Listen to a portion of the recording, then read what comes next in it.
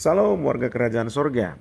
Firman Tuhan berkata dalam Kisah Para Rasul 9 ayat yang ke-7, maka termangu-mangulah teman-temannya seperjalanan karena mereka memang mendengar suara itu tetapi tidak melihat seorang juga pun. Dan di Kisah Para Rasul 22 ayat yang ke-9, dan mereka yang menyertai aku memang melihat cahaya itu tetapi suara dia yang berkata kepadaku tidak mereka dengar.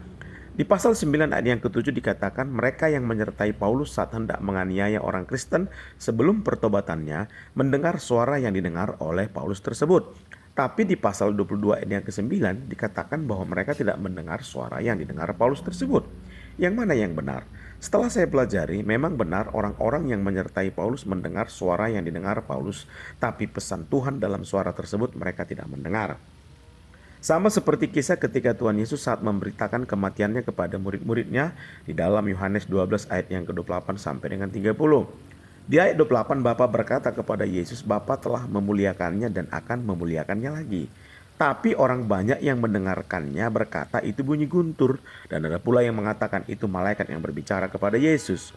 Jadi kesimpulannya adalah saat Paulus mendengar suara yang berbicara kepadanya dari sorga, memang benar teman seperjalanannya mendengar suara tersebut, tapi tidak mendengarkan isi pesan Tuhan kepada Paulus dalam suara tersebut.